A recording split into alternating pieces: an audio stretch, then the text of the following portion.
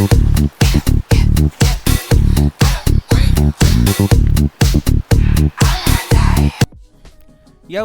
Smatmcuks once again, welcome back on Laaqwmays en ik gedenksters en kluks nu.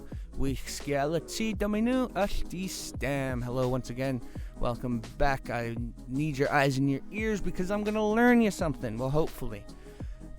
I am slowly laboring away out here in the woods, and I am building the house of Sulh, a full human experience. And so, as a part of that, I like to kind of share a bit of myself with you. I don't have a lot of world life experiences. You know, I haven't backpacked across Europe. I haven't stayed in hostels.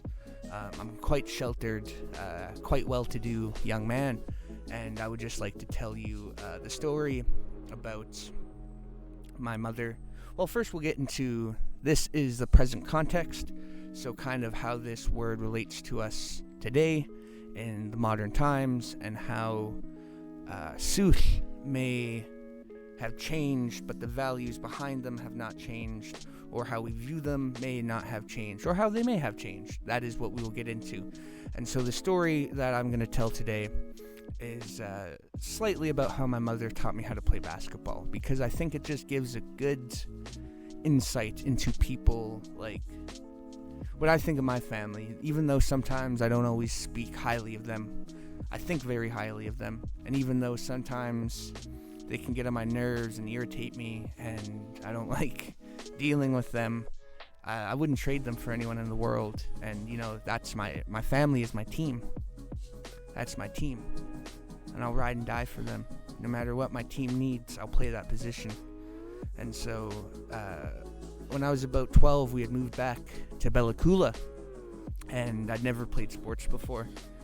As you can tell from my physique, not very athletic guy, but I wanted to play sports like everybody else in my town. And, you know, my mother was working a minimum wage job at Thunderbird, R.I.P. Thunderbird, and, you know, she was getting paid, I think it was like $12 an hour, and so she saved to buy me a pair of shoes from Copus, which, if you go to Copus, they now actually have a decent selection of shoes. Maybe they did back then too, but what I got was black, white, and red, no logo on them, $118.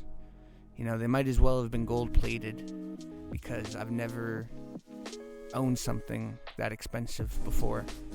I've lived off hand-me-downs and stealing clothes from my father, but Mom took me to Copus, you know, after months and months of saving.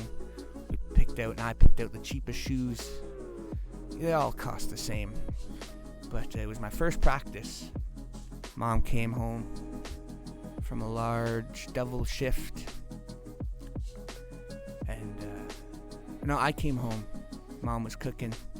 I could smell the fish and rice from my bedroom, and I remember I threw my shoes in the garbage and I just went straight to my room.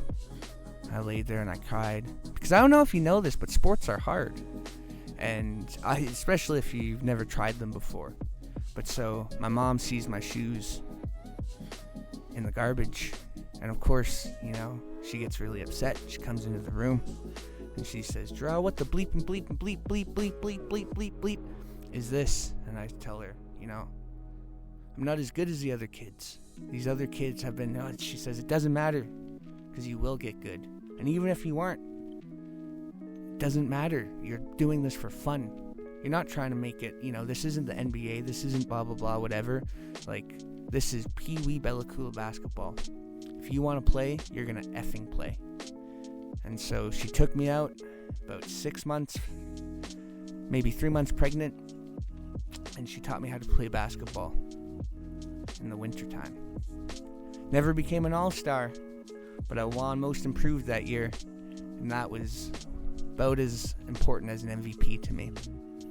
And I tell you that story because I know that everybody has somebody like that in their life. Maybe sometimes they think that they're being pushed too hard by these people. But you need to know that you are stronger than you had ever thought possible. And your limits are only where you define them. And so, I would like you people listening to this video to go to your Sulh, to go to your house, and find something like that. Find something that one of your elder statesmen in your house or in your group of people can teach you something. And even if it's hard, I want you to try and try and try until you feel like you have either learnt it or you have tried hard enough that it is okay to give up. Because it is okay to give up. It's okay to quit. It's okay to walk away from things. But it's not okay to not try to the best of your ability. And so that has been Sulh in the present context. Sorry if I've been a bit long-winded. That was the story of how I learned how to play basketball with my pregnant mother. And goodbye. Love, peace, and hooligan grease. Salutations from the Salmon Belly.